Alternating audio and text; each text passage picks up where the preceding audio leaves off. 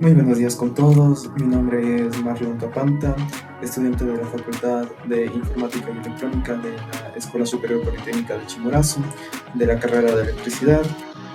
Este video corresponde a la asignatura de Electrónica 2, donde abordaremos el diseño, simulación e implementación física de un generador de señales PWM de una frecuencia muy baja. El día de hoy explicaremos cómo es la configuración del temporizador NE55 en modo estable, modificando para obtener una frecuencia de 1 Hz con un ciclo de trabajo ajustable entre el 10% y el 90%, integrando además un autoacoplador para el aislamiento de potencia del circuito. Como introducción, la modulación del ancho de pulso PWM es una técnica fundamental en la electrónica para controlar la cantidad de energía entregada a una carga. Aunque existen microcontroladores avanzados en el uso de temporalizadores NE55, sigue siendo una solución analógica más simple y económica para entender los principios de la oscilación. Para estos aprender los objetivos vamos a trabajar con una frecuencia de 1 Hz o 1 ciclo por segundo. Con el integrado 5.5 vamos a trabajar en una configuración A estable que tiene la limitación de no poder generar ciclos de trabajo inferiores del 50%, con el propósito de diseñar un circuito capaz de variar el ancho de pulso entre el 10% y el 90% de forma lineal y segura.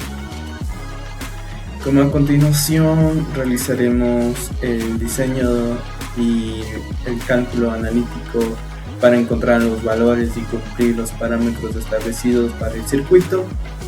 Primero empezaremos con el cálculo de la resistencia total y del periodo, la cual la resistencia total le vamos a denominar por RT. Esta nos va a permanecer constante sin importar la posición del cursor del potenciómetro, que la resistencia total va a ser la suma de nuestras resistencias más el valor de nuestro potenciómetro, que en total asumimos nosotros los valores de las resistencias de 10 kiloohmios y la de nuestro potenciómetro de 100 kiloohmios, que en total nos da 130 kiloohmios.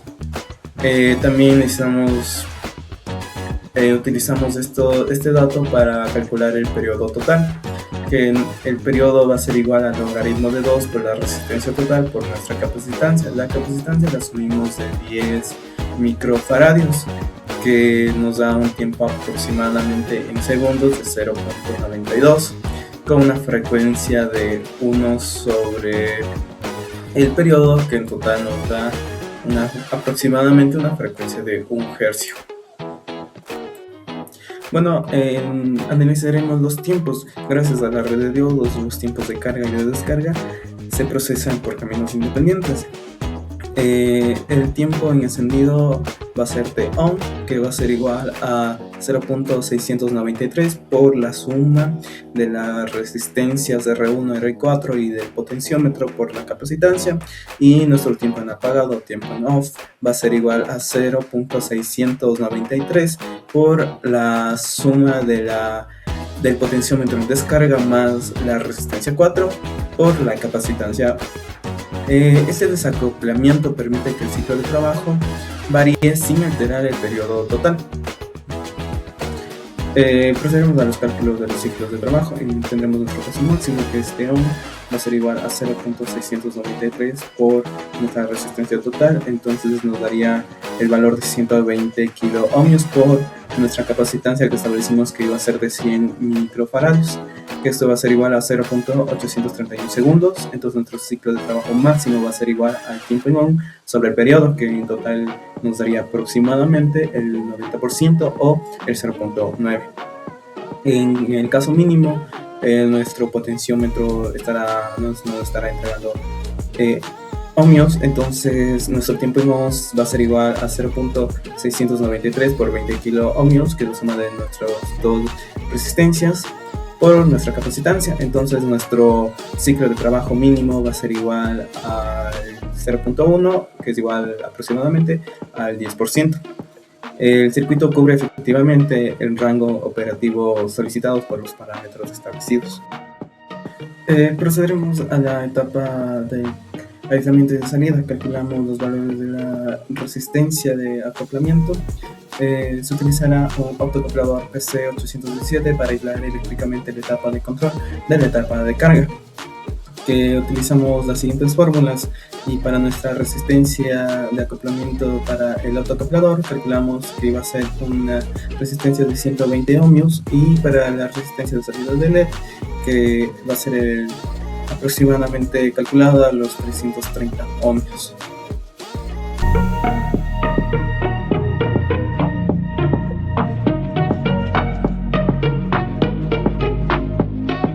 Este sería el diseño final de nuestro circuito oscilizador. El funcionamiento de este sistema se basa en el principio de carga y descarga de un capacitor controlado por un temporizador 555 en configuración estable. A diferencia de la configuración estándar, este diseño implementa una red de diodos en antiparalelo, lo que nos permite controlar la frecuencia y el control sobre el ciclo de trabajo. El 5.5 opera monitoreando el voltaje del capacitor a través de sus pines umbral y el de disparo. El integrado mantiene un voltaje del capacitor entre 1/3 del voltaje y 2/3 del voltaje. Cuando el voltaje cae por debajo de 1/3, la salida del pin 3 se pone en alto y el capacitor comienza a cargarse. Cuando el voltaje alcanza los 2/3, la salida se pone en bajo y el capacitor comienza a descargarse a través del pin 7. Para asegurar nuestra frecuencia de 1 Hz se seleccionan las combinaciones de las resistencias ya anteriormente calculadas y con nuestro valor de nuestra capacitancia fija. Esto genera un periodo aproximadamente de 0.9 segundos. La resistencia de protección R4 es crucial, ya que evita un cortocircuito directo con las pinas de descarga cuando el potenciómetro está en sus extremos, garantizando la integridad del circuito 5.5. Desde el pin 3 sale la señal PWM. Se envía a través de una resistencia de acople al autoacoplador PC817, el cual en su entrada la señal eléctrica va a activar LED infrarrojo interno, y a la salida la luz emitida saturará un fototransistor que actúa como un interruptor que enciende el LED amarillo externo. Después de haber realizado los cálculos analíticamente y de haber diseñado nuestro circuito, procedemos a implementarlo en Tinkercad. Lo que vamos a ocupar es un potenciómetro, un capacitor, varias resistencias, el integrado 5.5, un capacitor, un LED, un par de diodos y nuestro autoacoplador.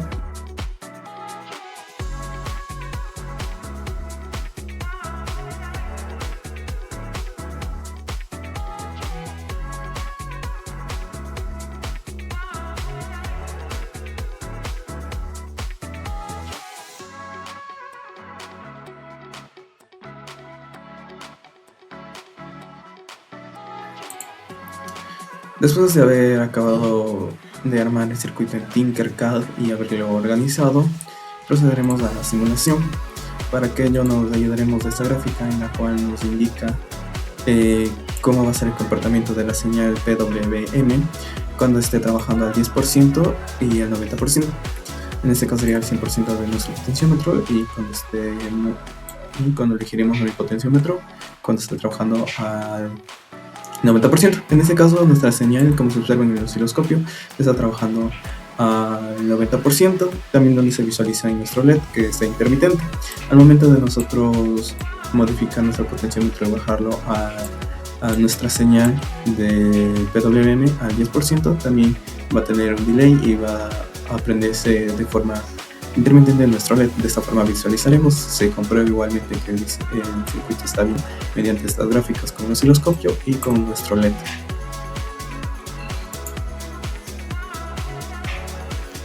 Ya después de haber realizado los cálculos numéricos para obtener los valores de nuestro circuito y haber simulado en Tinkercad, procedimos a realizar el armado en una protobot, donde se puede visualizar todos los componentes y también se observan las etapas del circuito A estable con el 5.5 y nuestra etapa de aislamiento con nuestro autoacoplador.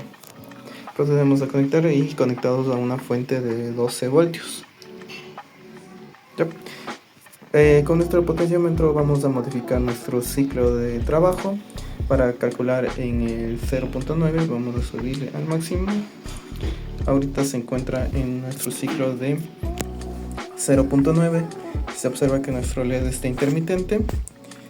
Procedemos a reducir a nuestro potenciómetro y nos debería dar en nuestro ciclo de trabajo de 0.1. De esta forma se comprueba que nuestro circuito sí está funcionando y eso sería todo por este video. Muchísimas gracias por su atención.